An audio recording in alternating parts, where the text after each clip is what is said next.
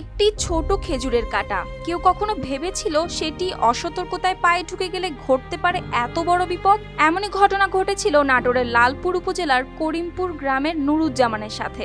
18 বছর আগে একদিন বাড়ির আঙিনায় কাজের সময় অসতর্কতায় পায়ে ঢুকে যায় একটি খেজুরের কাঁটা, আর সেই কাঁটাই যেন ওলটপালট করে দিল তার জীবন।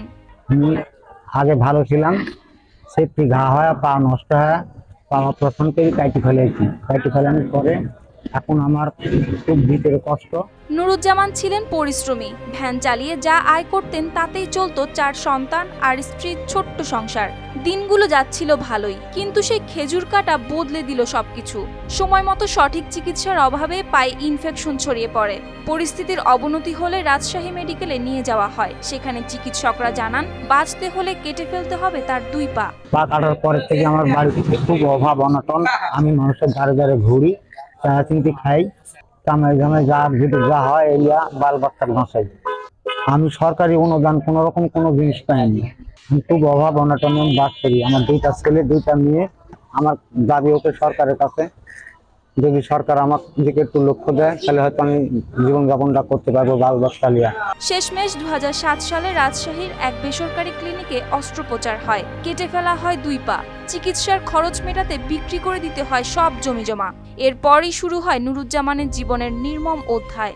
আমি তখন প্রাইমারিতে পড়াশোনা করি, তখনই আমার বাবার পায়ে সেপ্টিস ঘা হয়ে 2 পাই অপারেশন করা লাগে। অপারেশনের পর থেকে বাবা মানুষের দুয়ারে হাত পেতে সাহায্য সহযোগিতা করে আমাকে এসএসসি পর্যন্ত পড়াশোনা করাইছে। আর আমি পড়াশোনা করতে পারিনি। এখন আমি ভ্যান চালাই, বাবা এখনো হাত পেতে খায়। বাবার ভ্যান চালাই, বাবার সহযোগিতায় আমাদের সংসার চালানো খুবই কষ্টকর হয়ে যাচ্ছে। শাইনি চুলে এখন হবে সব হেয়ারস্টাইল। সিল্কোর দ্বিগুণ শাইনি চুল প্রতিদিন। যদি আপনারা সরকারিভাবে কোনো কিছু আমাদের সহযোগিতা করেন তাহলে অনেক উপকৃত হতাম। এখন তিনি বসবাস করছেন একটি খাস জমিতে। সংসার চালাতে গিয়ে বড় ছেলে রনি পড়াশোনা ছেড়ে ধরেছে বাবার পুরনো ভ্যানের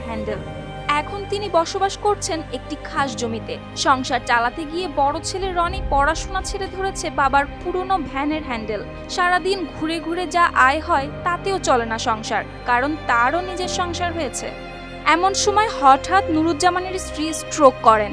সব মিলিয়ে জীবন যেন মরার ওপর খাড়ার ঘা। তবুও নুরুজ্জামান হাল ছাড়েননি। প্রতিবন্ধী শরীর নিয়ে প্রতিদিন রনির ভ্যানে চড়ে যান আব্দুলপুর স্টেশন। সেখান থেকে ট্রেনে নাটোর শহরে। কেউ সাহায্য করলে ট্রেন থেকে নামেন, তারপর রিক্সা বা কারো কাঁধে ভর করে যান শহরের মোড়ে, কলেজ, স্কুল, বাজার।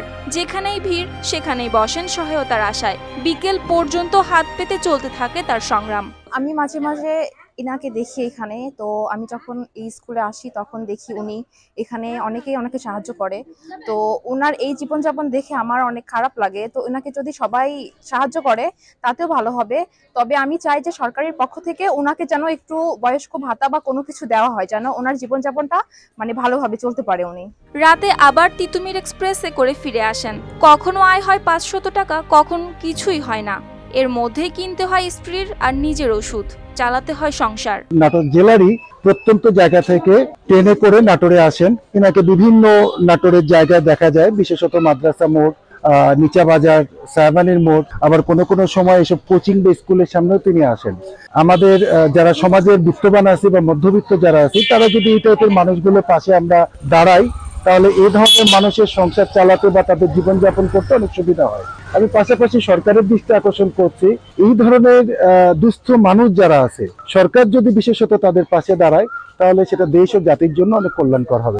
সরকার থেকে যদি উনি কোনো সহযোগিতা পেয়ে থাকে তাহলে আশা করি এই বৃদ্ধ লোকটা ভালো মতন চলতে পারবে। আজও তিনি কোনো সরকারি অনুদান বা প্রতিবন্ধী ভাতা পাননি। তবুও 2 পা হারিয়েও মনোবল হারাননি। প্রতিদিনই লড়াই করেন পরিবারের জন্য, জীবনের জন্য, আর অপেক্ষায় থাকেন একটু সহানুভূতির। News desk, RTV।